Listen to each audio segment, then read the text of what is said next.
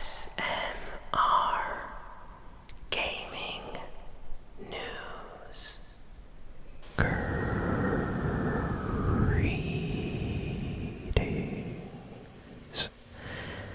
everyone, and welcome to ASMR Gaming News. Please hit that like button, sit back, relax, and let's begin. So we have a lot of video game news this week, so let's just jump right in and let's see, what do we talk about first? Okay, so there was a pretty big thing that happened this week. Nintendo had a huge Nintendo Direct, which was kind of like a live stream where they announced a lot of their big upcoming games for this year. So that was huge for them. They have a lot of announcements on that. Let's see. I guess we can start with that news first. So let's jump right in here. Okay, so the biggest game that Nintendo showed off in this Nintendo Direct was the upcoming Legend of Zelda game that's going to be releasing this year, sometime in May. I believe it's coming out the 12th of May. And it's Legend of Zelda Tears of the Kingdom, or Tears of the Kingdom. Some people are saying it's Tears. Some people are saying it's Tears, because there's going to be possible, like, maybe breaks or tears in the rift of time or something in this game. But other people are saying, no, it's definitely Tears of the Kingdom. So I guess we're going to have to wait and see. But Nintendo put out an amazing trailer. This game looks like it's going to be a much darker, maybe a little bit more serious in tone, as far as like a Zelda game goes. Definitely maybe a little darker than the last, Breath of the Wild game. So, looks awesome. Really like the music and the kind of vibe the trailer gave off. Go check it out for yourself. It's on Nintendo's official YouTube channel, but people are very, very excited to play this new Zelda game on Switch when it releases in May. Like I said, the game's coming out on May 12th, and there's some extra news that came out shortly after the stream, so you can pre-order the game now, but it's going to cost $70. And for a lot of people, that is a lot of money for a new Nintendo game. We're not talking about a new PlayStation 5 or Xbox Series X game, but a Nintendo Switch game. And usually Nintendo has always kind of put the prices of their games a little bit lower. So when everybody was selling games for like $60, Nintendo would be selling games for like $50. So it's a little bit strange. A lot of people are talking about the price right now and saying the game's like $10 too expensive. But all I can say is I'm sure Nintendo has a good reason for kind of raising the price of this game. They said that not all of their upcoming games are going to be this full price, but that for Zelda, it definitely needs to be at this price point. So I'm sure it's probably to cover costs. I'm sure they have a huge team of people and things they have to pay, and Zelda games are not cheap to make, so it's probably that. So yeah, looks like this Zelda game is going to be $70 when it releases, and slightly higher depending if you're in Canada or in another country that uses another currency. But wow, the game looks amazing though, so people are very excited for that. Next, during this Nintendo Direct, Nintendo just surprised everybody out of the blue with a surprise game announcement. Metroid Prime is getting a remaster, and then they put out a trailer and everything, and at the end of the trailer, Nintendo said, oh, game is out right now, and you can download it and buy it. So people started freaking out. A lot of Nintendo fans got really happy. It was kind of like a stealth drop. Usually Nintendo announces games and they come out, in a few weeks or months. this time Nintendo announced a game and it was already up, for purchase on the Nintendo eShop, so people are freaking out about that. Right now, if you want to play a new remaster version of the original Metroid Prime game for GameCube, you can buy it on the Nintendo eShop. And if you want to buy a physical copy, you will have to wait until the 22nd of February. And that's when it's going to come out, on Amazon and Best Buy and stores like that. But, that is so cool. No one was expecting this. Nintendo just surprised everybody. And the graphics look amazing. They completely redid, like, the textures and things. So this game no longer looks like something that came out, in the early 2000s, but it looks like a modern game on the Nintendo Switch, and everybody's like really praising the graphics and stuff like that right now, so very, very cool. Additionally, an RPG series made by Monolith Soft, the developers that make the Xenoblade games. So Xenoblade is a very popular RPG series on the Nintendo Switch, as well as on previous systems like the Wii U and the Wii. This developer, back on the GameCube, they made a series of games called Baten Kaitos. And these games did not sell very well. They have a kind of very passionate fan base that loves these games, but these games never got ported, they never got remade. They just got stuck on the GameCube where no one really bought them. And a lot of people forgot about these games except for the small fan community. And now they're making a remake of these original games, or a remaster in HD for the Nintendo Switch of the first and second Baten Kaitos game on the GameCube. So they're basically porting that to the Switch with modern graphics, very similar to what they're doing with or what they did with Metroid Prime. Basically, they got a GameCube game, made it look better, and then released it. So that's what they're doing with Baten Kaitos. People are very, very excited about that. This was like a huge kind of fan request for a long time. People have been asking for like Baten Kaitos remake or a new game or something. And no one was expecting this, so this was pretty big news for, RPG fans that love Nintendo. And that's coming out in the summertime. Next, after that, Nintendo, they had a lot of announcements for DLC, which, I don't know, it felt a little bit out of place for the Nintendo Direct. It was mostly, I would say, unexpected, because a lot of people were, expecting new games, not announcements for DLC, but it was alright. They basically announced DLC for Xenoblade Chronicles 3, as well as they showed off expansion for Fire Emblem Engage, which is their recent Fire Emblem game. And they also showed off some of the upcoming Mario Kart DLC tracks that are going to be coming out. It's going to be the Wave 4 DLC pack with new tracks for that game, so lots of stuff. The Splatoon stuff looked good. Xenoblade stuff looked good. Basically, they just said they're going to be updating those games, adding new content as part of like an expansion DLC pass. So, just a lot of DLC announcements from Nintendo. They showed off Pikmin 4, which is coming out on the 21st of July. The graphics for Pikmin actually look really nice. I have not really ever gotten into Pikmin. I did own the original game. I played it a few times. It's an okay series for me. It's not like my favorite, but this new one looks nice. Definitely check out the trailer. You might like it. It's a very unique style of game. And then they just announced a lot of other games. Not gonna go through every single one, but one big one was we finally got a release date for Advance Wars 1 and 2 Reboot Camp, which is kind of like a remake of the original Advance Wars games. And that is launching on the 21st of April, so people are very excited. This game actually got delayed. It was supposed to come out last year, so finally we have a release date for this game.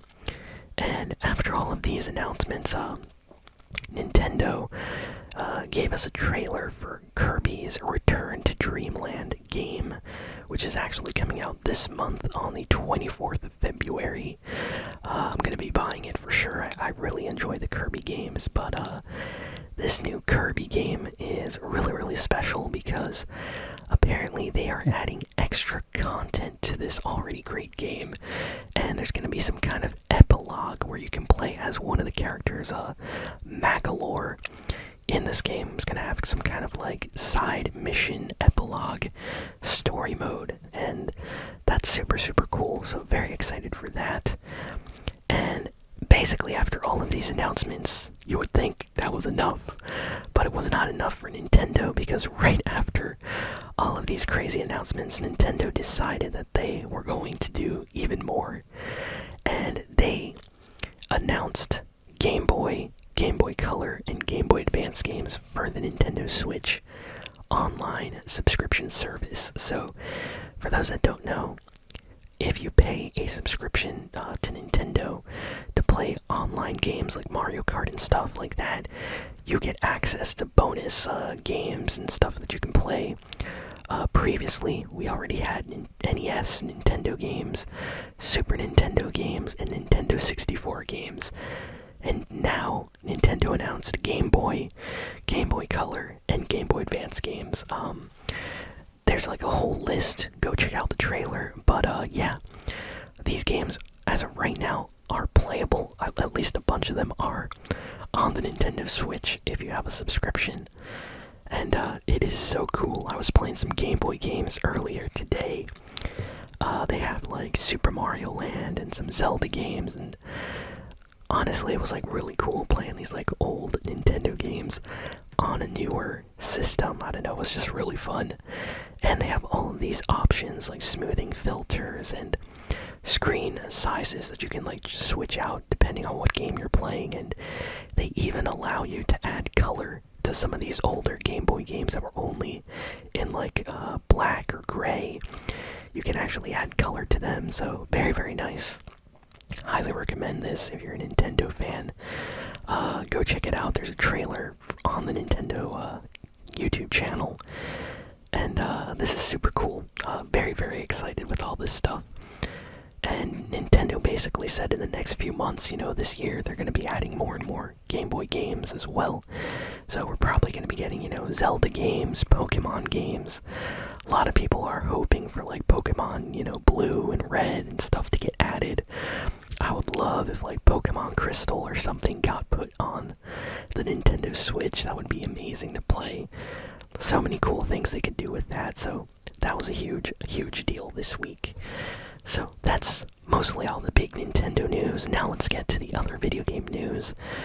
Apex Legends is gonna get a new season, I think. It's coming out on February 14th. So basically, on Valentine's Day, Apex Legends is getting their next season update. And this update is going to be huge because basically, Season 16 of Apex Legends is going to be adding a team deathmatch mode. Very, very similar to like Call of Duty's Team Deathmatch, If you ever played like Free For All or Team Deathmatch on Call of Duty, you know what I'm talking about. So, a lot of people, I know personally, because this also includes me, are not really good at Apex Legends. It's a battle royale. It's very, very try-hard. Kind of a tough game. You land with your squad, and you usually end up dying very, very quickly if you don't know what you're doing or you don't have the best aim or anything. But a team deathmatch mode where you just, land with your friends, start fighting people. If you die, you respawn, and you get to do that over and over. And the team with the most points ends up winning. That sounds like a lot of fun, and that seems like what they're doing in this new season update for Season 16 of Apex. Now, the regular Battle Royale mode is still staying in the game, so nothing is changing. But they're going to be adding this Team Deathmatch mode, and because of that, I will definitely be playing this new update when it comes out. So you can look forward to that on the channel. Very, very excited to try that out. Let's see, what else do we have here? So Overwatch 2 just got its new Season 3 update. And this season is kind of fixing a lot of things that people had an issue with Overwatch 2. A bunch of characters got nerfed. Mercy got nerfed. I believe they nerfed Orisa. They nerfed Junkrat especially. Junkrat has been nerfed, sadly. And a bunch of other characters as well. Characters that are much slower, like Mercy. Characters like Junkrat do less damage, things like that. There's like longer cooldown timers. So they balanced the game a little bit. And they also added some new features to matchmaking. They added new skins to the game. There's a new battle pass, which looks amazing. Super, super cool. There's so many nice skins in the battle pass. And Overwatch 2 also has something that I really like. They are finally going to be bringing back free unlockable skins. This was a thing that was in Overwatch 1 that they completely removed in Overwatch 2. Basically, in Overwatch 1, if you played a lot of the game, you would get credit points in loot boxes randomly, and you could use these to purchase, skins without using any real money. Well, in Overwatch 2, the only way you can really get skins or items is by either buying them with real money or unlocking them in like the battle pass, which you also have to use real money. So they're making like a currency now where when you're playing you'll unlock the ability to purchase items and things. So people are really, really happy that they can kind of go back to maybe buying cool new skin without having to put out real money for that. So that's very, very nice. I'm very happy with this change. Hopefully they do more of that in the future. But yeah, that's the Overwatch 2 news. Let's see, what else do we got here? So Fortnite has some pretty big news this week. So Geralt from The Witcher is officially in Fortnite now. They put out a big update this week, which kind of fixed some bugs and things with the game, but basically it also unlocked the Witcher quests. Now, for those that don't know, Geralt is from this super huge, popular RPG fantasy series known as The Witcher. There's like 3 games in the series. The first game is actually getting a remake. It's probably going to come out in a year or 2. The second game you can actually play on your Xbox and PC. And the third game is considered by many people to be one of the greatest games of all time. The Witcher 3 has won crazy, crazy awards over the years. Highly recommend playing this game. I own it. And super, super cool to see it getting representation in Fortnite as like a secret guest character for this season. So there's a bunch of quests that you have to do. I actually did a bunch of them. You have to land in certain locations, defeat a boss, dance in a throne room, do bounties, stuff like that. And basically you'll unlock Geralt when you finish all these quests. And next week, I think it's next week, there's gonna be a chance to unlock some alternate outfit styles or things, I believe. So that's gonna be an extra thing that's gonna be coming as well. So lots of cool stuff this week for Fortnite. And let's see, next we got some Resident Evil 4 news. So Resident Evil 4 is constantly getting news. This week they put out about 12 minutes of action gameplay. And let me tell you, if you are a fan of like horror games or Resident Evil, you have to go check out this 12-minute gameplay teaser. This game looks amazing. Resident Evil 4 is considered to be by a lot of people to be one of the better Resident Evil games. So the fact that this is getting a remake and the fact that this gameplay looks this good makes me personally really, really happy. I'll probably play this. Don't know if I'll play it on the channel. The game is pretty crazy at times. I might have to check it out though. Go go check out this gameplay if you're a fan of Resident Evil or just these style of games in general. So that came out this week. A lot of Resident Evil fans are very, very happy with the new gameplay that came out. Let's see, what else do we got here? We got an announcement that the Dragon Age Dreadwolf game could be delayed and that it is still a very, very long way off. So what happened was, for those that don't know, Dragon Age is I would say pretty big RPG series for EA. And this game has not seen like a recent game in a few years now. And a lot of people have been waiting for the new one in the series, which is going to be called Dreadwolf. Or at least that's the code name. And yeah, according to some like people working on the game, or people have spoken to people that are working on the game.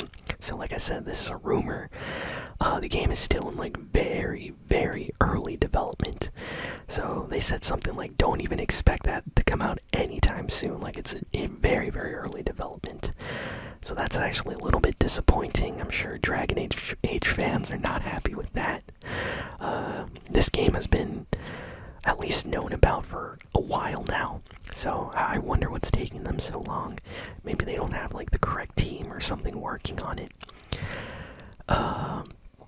Next, Among Us. Yes, Among Us. Anyone remember Among Us?